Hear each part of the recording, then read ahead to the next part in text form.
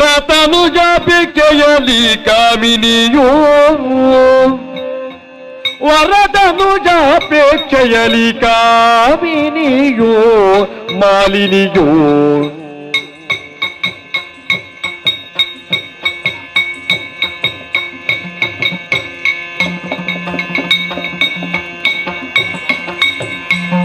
ಕನಕ ಗರ್ಭನ ತಪವನು ಗೈವೆಯನು ತಲಿಯೇ ಕನಕ ಗರ್ಭನ ತಪವನು ಗೈವೆಯನು ತಲಿ ಒನಗಾಗಿ ನಡೆತದು ಮನದಿಯೋ ಚಿದಿದಳು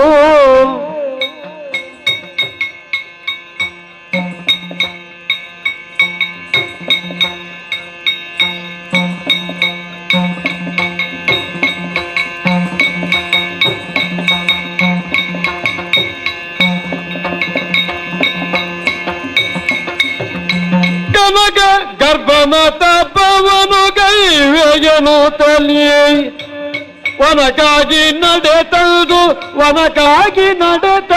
ಮನದಿ ಯೋಚಿಸಿದನು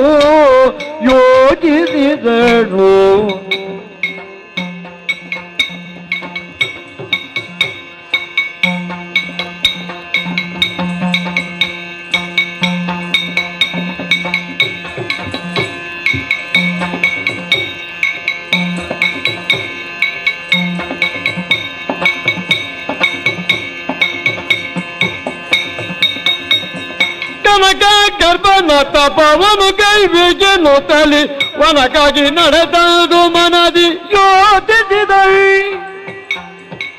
ಜನನಿಯತಿಯಲಿ ಮಾಲಿನಿ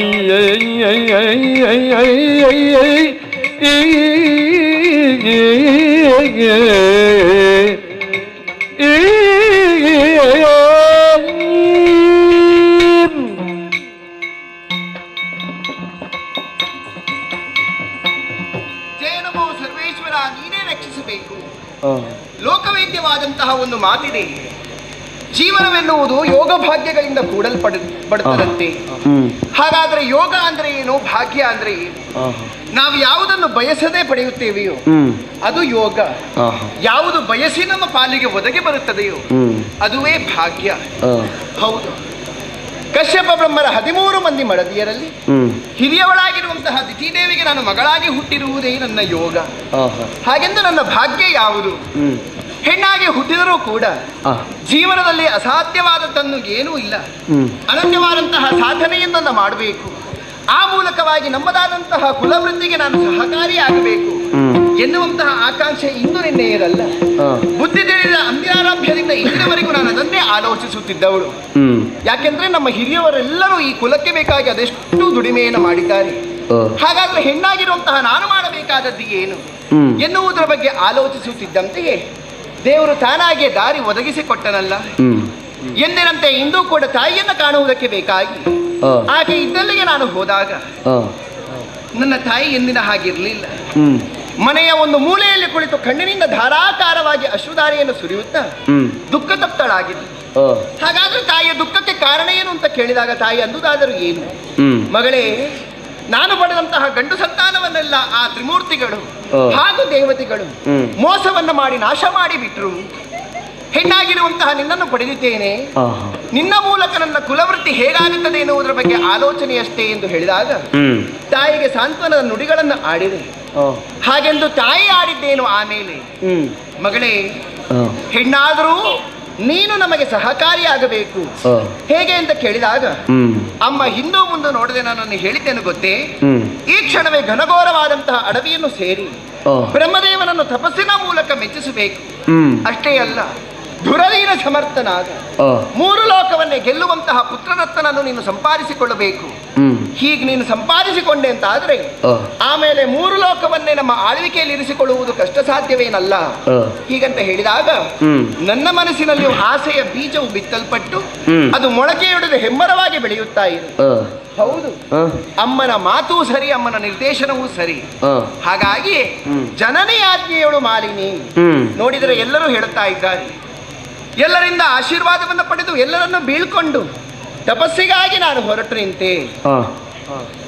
ಹಾಗೆಂದು ಬಂದು ಸೇರಿದಂತಹ ಈ ಪ್ರದೇಶವೇ ಘನಘೋರವಾದ ಕಾಡು. ನೋಡಿದಿರ ಸುತ್ತಮುತ್ತ ಪ್ರಶಾಂತವಾದಂತಹ ವಾತಾವರಣ, ತಪಸ್ಸಿಗೆ ಯೋಗ್ಯವಾದಂತಹ ಸ್ಥಳ ಇದು ಎನ್ನುವ ಹಾಗೆ ಮನಗಂಡಿದ್ದೇನೆ. ಆದರೆ ನನ್ನ ಮನಸ್ಸು ಯಾಕೋ ನನ್ನನ್ನು ಬಡಿದೆಪ್ಪಿಸುತ್ತಾ ಇದೆ, ಎಚ್ಚರಿಸುತ್ತಾ ಇದೆ. ಮಾಲಿನಿ, ನೀನು ಎಡವುತ್ತಾ ಇದ್ದಿ, ಅವಸರಿಸುತ್ತಾ ಇದ್ದೀನಿ, ಅದೇ ಯಾಕಾಗಿರಬಹುದು? ಓಹೋ, ತಿಳಿಯೇ ನಾನು. ನನ್ನಂತವಳು ಈ ತಪಸ್ಸನ್ನು ಆಚರಿಸುವುದಕ್ಕೆ ಇದು ಯೋಗ್ಯವಾದ ಸ್ಥಳವೇ? ಮತ್ತೆ ಯಾಕೆಂದ್ರೆ ನನ್ನನ್ನೊಮ್ಮೆ ಸರಿಯಾಗಿ ಗಮನಿಸಿದ್ರೆ ಚೆಲುವಿಗೆ ಯೌವನ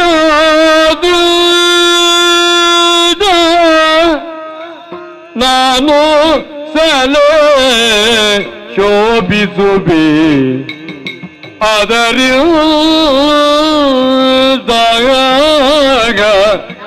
ಯೌವನದಾಗ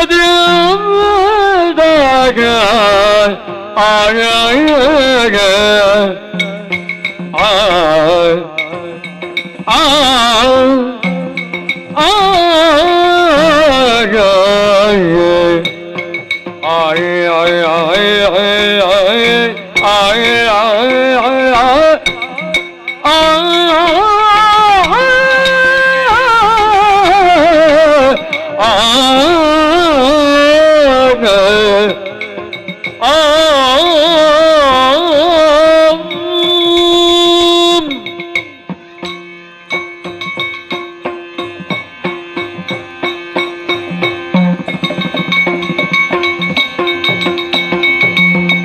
ಚೆಲುವಿಕೆ ಯೌವನದಿಂದ ಚೆಲುವಿಕೆ ಯೌವನದಿಂದ ನಾನು ಸಲೆ ಶೋಭಿಸುವೆ ಅದರಿಂದ ನಾನು ಶೋಭಿಸುವೆ ಅದರಿಂದ ಸಲೆ ಶೋಭಿಸುವೆ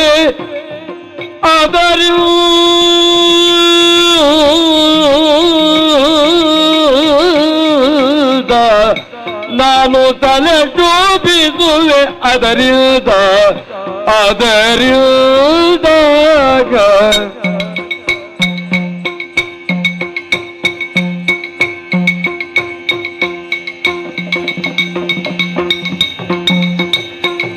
ಚೆಲುವಿಕೆ ಯೌವನದಿಂದ ನಾನು ತಲೆ ಶೋಭಿಸುವೆ ಅದರಿಂದ ಇಳೆಯ ಕಾಮುಕರಿಂದ ಕಂಡರೆ ಮೋಗಿಸದೆ ಇಳೆಯ ಕಾಮುಕರೆಲ್ಲ ಕಂಡರೆ ಮೋಗಿದ ತುಳಿಯರು ತಪಕಿಲ್ಲು ವಿಘ್ನವಾಗುವುದೈತೆ ಮೋಗಿದ ತುಳಿಯರು ತಪಕಿಲ್ಲು ವಿಘ್ನವಾಗುವುದೈತೆ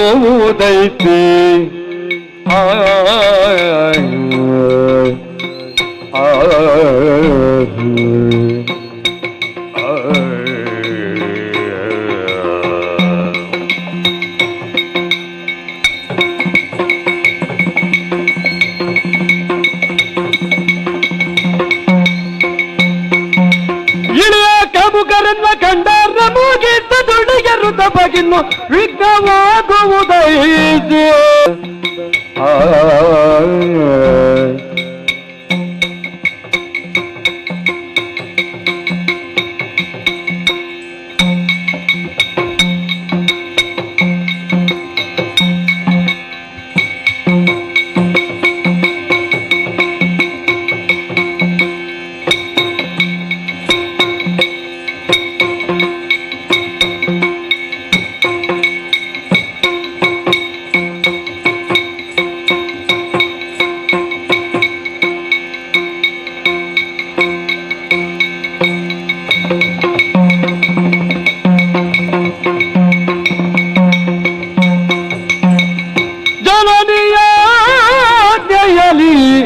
ಮಾಲಿನಿಯೋ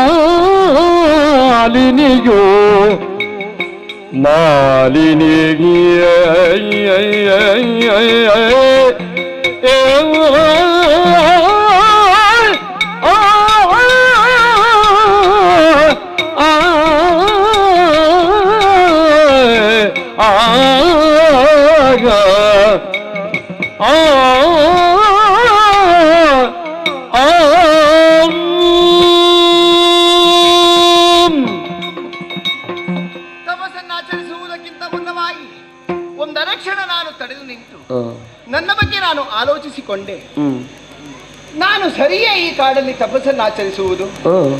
ಹಾಗಾದ್ರೆ ನಾನು ತಪಸ್ಸನ್ನಾಚರಿಸುವುದು ಸರಿಯೇ ಅಂತ ಆದ್ಮೇಲೆ ಪ್ರಶ್ನೆ ಉದ್ಭವಿಸಿರುವುದು ನನ್ನ ಬಗ್ಗೆ.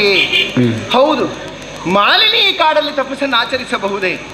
ಯಾಕಾಗಬಾರದು ಎನ್ನುವ ಪ್ರಶ್ನೆ ನೀವು ಕೇಳುವುದಿದ್ರೆ, ಸ್ವಾಮಿ ನಮ್ಮನ್ನು ಸರಿಯಾಗಿ ಗಮನಿಸಿದರ ಅಡಿಯಿಂದ ಮುಡಿಯವರೆಗೆ ನೋಡಿ ನನ್ನನ್ನು ತುಂಬಿಕೊಂಡಿದೆ ಯೌವನ. ಹೌದು ಅಲ್ವಾ? ಅತಿ ಲೀಲಾವತಿಯೂ ಹೌದು, ಲಾವಣ್ಯವತಿಯೂ ಹೌದು, ತುಂಬು ಜೌವನೆಯೂ ಹೌದು. 16 ವರ್ಷದ ಷೋಡಶಿಯಾಗಿರುವಂತಹ ನನ್ನನ್ನು, ಅತಿ ರೂಪವತಿಯಾಗಿರುವಂತಹ ಈ ಮಾಲಿನಿಯನ್ನು ಈ ಕಾಡಲ್ಲಿ ಯಾರಾದ್ರೂ ತಪಸ್ಸನ್ನಾಚರಿಸುವುದನ್ನು ಕಂಡ್ರೆ ನನ್ನನ್ನು ಮೋಹಿಸದೆ ಬಿಟ್ಟಾರಿಗೆ ಮತ್ತೆ ಬಿಡಿ ಬಿಡರು. ಇಳೆಯಲ್ಲಿ ಕಾಮುಕರು ಕಮ್ಮಿಯ ಎಷ್ಟು ಮಂದಿ ಬೇಕು? ಮತ್ತೆ ಇಳೆಯ ಕಾಮುಕರನ್ನ ಕಂಡರೆ ನನ್ನ ತಪಸ್ಸು ಭಗ್ನವಾಗುವುದಕ್ಕಿಲ್ವೇ? ಅದು ಹೋಗಿ ಹೋಗಿ ನಾನು ತಪಸ್ಸನ್ನು ಆಚರಿಸುವುದು ಕಾಡಿನಲ್ಲಿ. ಕಾಡೆನ್ನುವುದು ಸಾಮಾನ್ಯವೇ? ಮತ್ತೆ ದುಷ್ಟ ಮೃಗಗಳಿಗೆ, ಘೋರ ರಕ್ಕಸರಿಗೆ, ಕಳ್ಳರಿಗೆ, ಕಟುಕರಿಗೆ, ಇನ್ನು ಪ್ರಾಣಿಗಳಿಗೆ ಎಲ್ಲ ವಾಸಸ್ಥಾನವಂತೆ. ಹಾಗಿರುವಾಗ ಈ ಕಾಡಲ್ಲಿ ನಾನು ಈ ರೀತಿ ತಪಸ್ಸನ್ನು ಆಚರಿಸಿದರೆ ಕಳ್ಳರು ನನ್ನನ್ನು ಮುಟ್ಲಿಕ್ಕಿಲ್ವೇ? ದುಷ್ಟ ಪ್ರಾಣಿಗಳು ಆಹಾರವಾಗಿ ನನ್ನನ್ನು ಸೇವಿಸಲಿಕ್ಕಿಲ್ವೇ? ಘೋರ ರಕ್ಕಸರು, ನಿಶಾಚಾರಿಗಳಾದಂತಹ ದಾನವರು ನನ್ನ ರೂಪವನ್ನು ಕಂಡು ಮಾರು ಹೋಗಿ ನನ್ನ ತಪಸ್ಸನ್ನು ವಿಘ್ನಗೊಳಿಸುವುದಕ್ಕೆ ಪ್ರಯತ್ನ ಬರುವುದಿಲ್ವೇ? ಹಾಗಾಗಿ ನಾನು ಆಲೋಚಿಸಬೇಕಾದದ್ದು ಇಳೆಯ ಕಾಮುಕರು. ಹೌದು, ಇಳೆಯಲ್ಲಿ ಒದಗುವ ಕಷ್ಟ, ಇದರ ಬಗ್ಗೆ ಆಲೋಚನೆ ಮಾಡ್ತಾ ಇದ್ದ ಹಾಗೆ ನನಗಿನ್ನೊಂದು ಯೋಚನೆ ಬಂತು ನೋಡಿ. ನಾನಿಲ್ಲಿ ತಪಸ್ಸನ್ನು ಮಾಡಲೇಬಾರದು. ಯಾಕೆ? ಇದ್ದಾರಲ್ಲ ಮೇಲೆ ಸುರರನ್ನ ಹಗೆಗಳಾಗಿಗರು, ನಿಜವರಿದರೆ ತಪಗಿನ್ನು ವಿಘ್ನ ತರುವರು. ಓ ಓ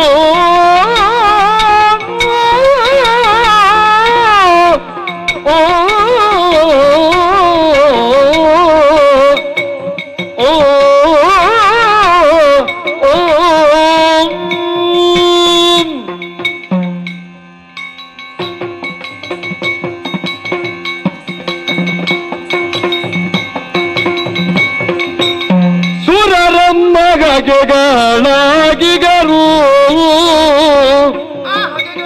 ಸುರರಮ್ಮ ಹಗೆಗಳಾಗಿಗರು, ನಿಜವರಿದ್ದರೆ ತಪಕಿನ್ನು ವಿಘ್ನ ತರುವರು. ನಿಜವರಿದ್ದರೆ ತಪಕಿನ್ನು ವಿಘ್ನ ತರುವರು. ಹಗೆಗಳಾಗಿಗಳು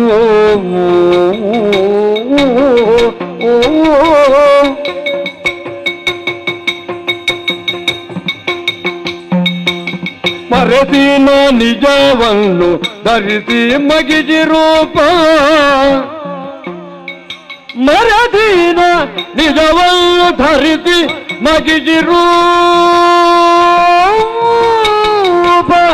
ಮಗಿಜಿ ರೂಪ ವಿರತಿ ಬೇತಪವೆಂದು ತರಳೆಯ ದಿನದಲ್ಲಿ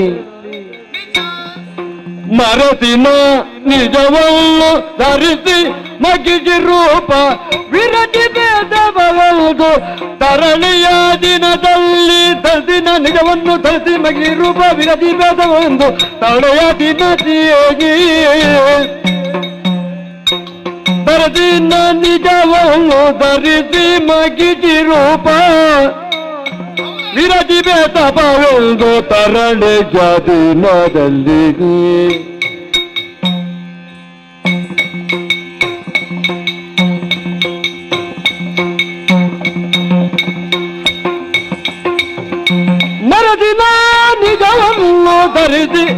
ಮಗಿಸಿ ರೂಪ ವಿರತಿ ಬೇತ ಭವೆಂದು ತರಳೆಯ ದಿನದಂಗಿ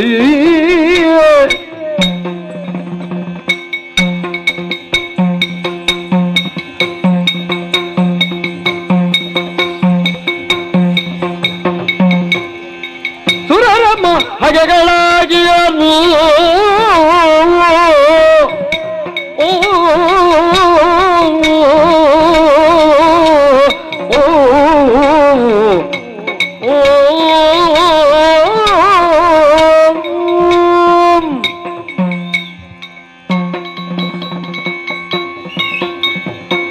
ಬರೆಯ ಇಳೆಯ ಕಾಮುಕರ ಬಗ್ಗೆ ನಾನು ಆಲೋಚಿಸಿದರೆ ಸಾಕಾಗಲಿಕ್ಕಿಲ್ಲ. ನಿಜವಾದ ನಮ್ಮ ಹಗೆಗಳು ಇದ್ದಾರೆ. ಯಾರು? ಆ ಸುಮನಸರು, ದೇವತೆಗಳು. ಇದು ನಿನ್ನೆ ಮೊನ್ನೆಯ ಹಗೆತನ ಅಲ್ಲ ಸ್ವಾಮಿ, ಅದೆಷ್ಟೋ ಸಮಯಗಳಿಂದ ಮೂಡಿ ಬಂದಂತಹ ಹಗೆತನ. ದೇವತೆಗಳ ಅಧಿಕಾರವನ್ನು ವಶಪಡಿಸಿಕೊಳ್ಳುವುದಕ್ಕೆ ಬೇಕಾಗಿ ನಮ್ಮವರ ಹಠತನ, ನಮ್ಮವರನ್ನು ನಾಶಪಡಿಸುವುದಕ್ಕೆ ಬೇಕಾಗಿ ದೇವತೆಗಳ ಪ್ರಯತ್ನ. ಹೀಗಾಗಿ ತಾ ಮುಂದು ನಾ ಮುಂದು ಎನ್ನುವಂತಹ ಹಗೆತನ ಇಂದು ನಿನ್ನೆಯದಲ್ಲ. ಅಷ್ಟಾಗಿಯೂ ನಾನು ಮಾಡುವಂತಹ ತಪಸ್ಸು ಯಾರಿಗೆ ಬೇಕಾಗಿ?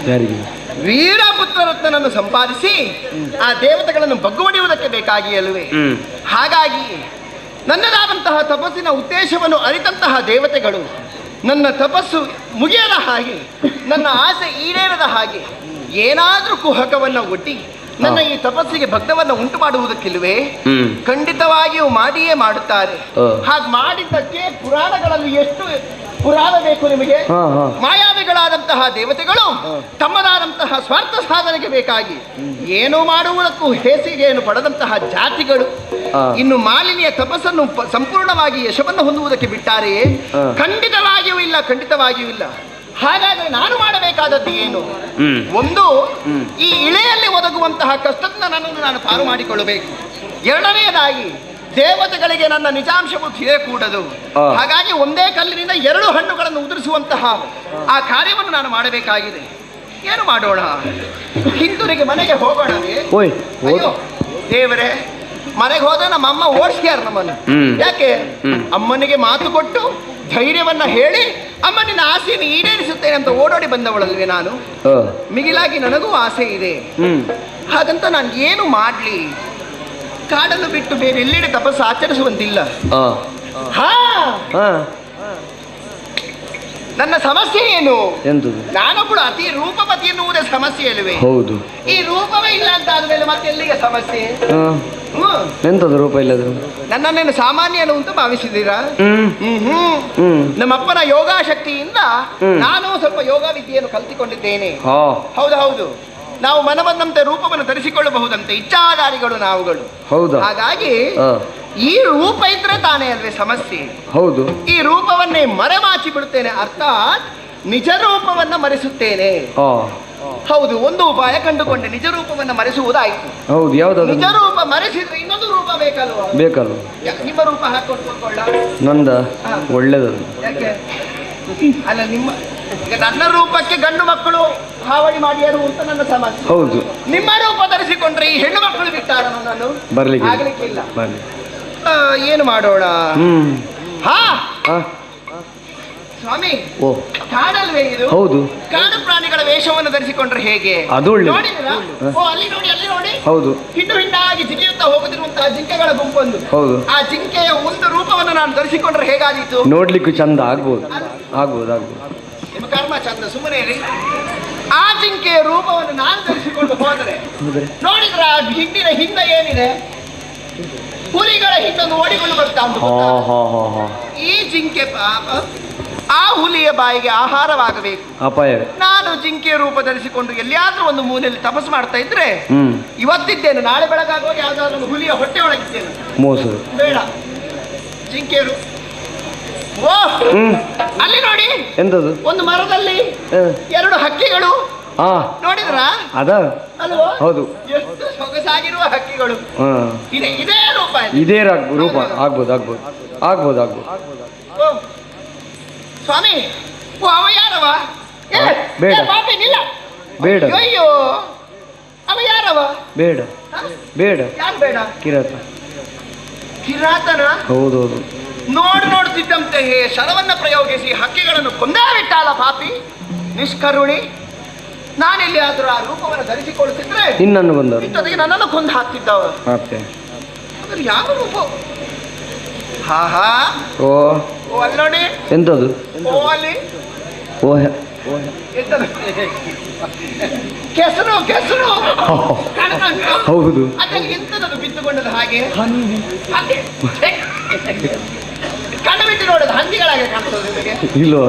ಆಹಾ. ಮತ್ತೆ ಕೆಲವು ಬಿದ್ದುಕೊಂಡಿದೆ, ಕೆಲವು ಹೇಳುತ್ತಾ ಉಂಟು.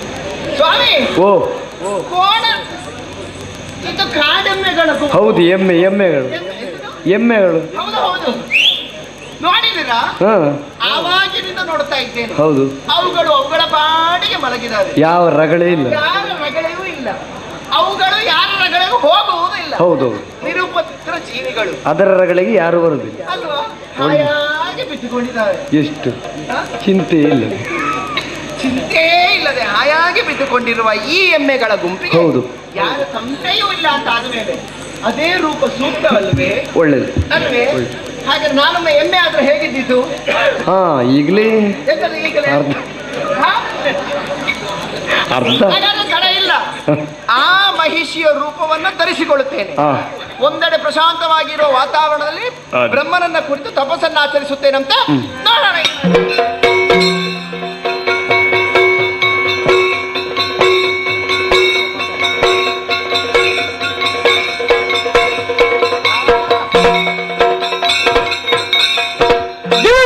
ಜೀವಮಾಲಿನಿ ಮನುಷ್ಯರು ಮನಿ ಹಾಯ್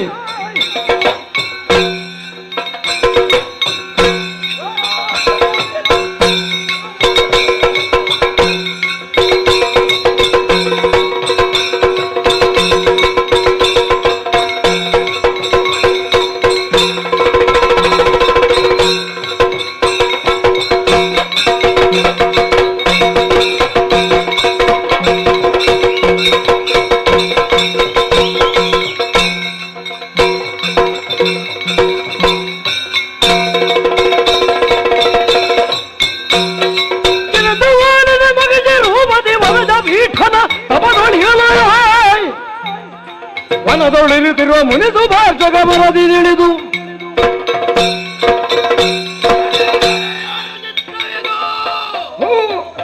ಈ ಜನಗಣವನ್ನೇ ಬಿಟ್ಟು ಪರದ ಬಗ್ಗೆ ಚಿಂತನೆ ಮಾಡುತ್ತಾ ಅದೆಷ್ಟೋ ವರ್ಷವಾಯಿತು ಗಹನವಾದ ಗಂಡಾರಣ್ಯ ತಪಸ್ಸನ್ನು ಮಾಡುತ್ತಾ ಇದ್ದವ ಈ ಮುನಿಸುಭಾಷಕ ಒಮ್ಮಿಂದ ನನ್ನ ತಪಸ್ಸು ಭಂಗವಾಗಿ ಹೋಯಿತು. ಹೌದು.